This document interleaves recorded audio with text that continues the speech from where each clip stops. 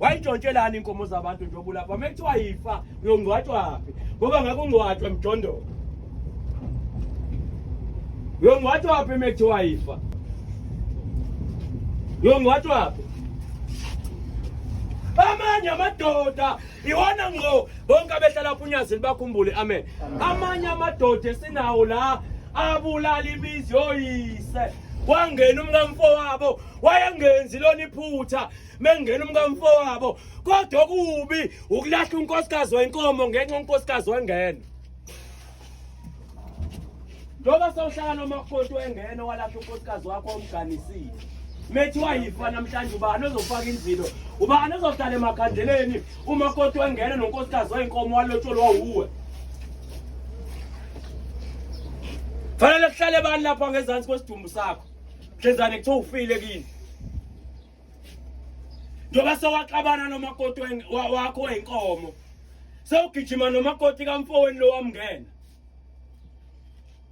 lo makoti owamanayo esigawini wakhipha abantu bayomlanda kubo somlahlile uyena namhlanje osayisaliwakazi umuntu osihamba phambili umakoti wengeno hlezane kuthiwa ulele phansi ubani ozohlala lapha emsamo uyofaka inzilo yakho sowufile ngeke ufe bese kufa umuzi wakho nalabafana obazalayo ngifisa ukukukhumbuza ukuthi Mhlezane ufile wena Mhlezane ulele phansi wena yabona le ingane zengeno ezalwa uwe kulapha umakoti kamfowenu okwezamfowenu nalezo izala kumkakho ngqo siyolwa phezu kwesidumbu sakho sikhombisa ukuthi awuzange ube indoda ube seyihluleki waze wangena ethuneni lonto iyona eyovuka ethuneni idala ungafiki kobaba wakho koyihlona ngeke uye abanye lapha babulala imizi yamadoda ababeganele kuyo ngoba bahlangene namadodakazi kwathi mandlulu babegceleni abafana balabo muzi abaselutho kuhlangene umama namadodakazi kubula umuzi abafana sebehambe behlala emqashweni manje behlala emqashweni unina wengane umuntu engakubamba umuzi umakoti uhlangene namantombazane kuthi akubulawe lo muzi wendoda ukomile ngoba kuthiwa ufa indoda yakhe waqoma lo mzi sekuyajolwa nje abafana bakulo mzi bethi bayakhuluma bayizitha kunini kwahaya izidimoni kukhona unina wengane uyise wengane engekho la mahaya izidimoni lapha kushawa imbomu lapha lithi leli dimoni hayi mina le ngane ayinali idimoni kodwa le ngane kuneyaxabana noyise egcekeni uyise wabe seyayixosha uthe ubaba yomeyixosha sabe sesiyayisula thina njengomndeni ekhaya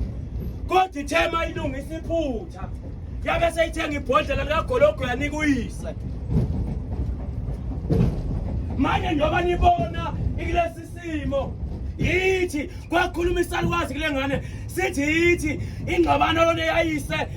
nayo yaqedwa ibhodlela likagologo kanti thina njengabantu abayibanikazi bayo sayidingisa egceleni Mhlezane ixoshwe uyise zakhweba umama wale ntombazane zathi uyamazi umuntu okhuluma la ithi ngiyamazi umama ezala wami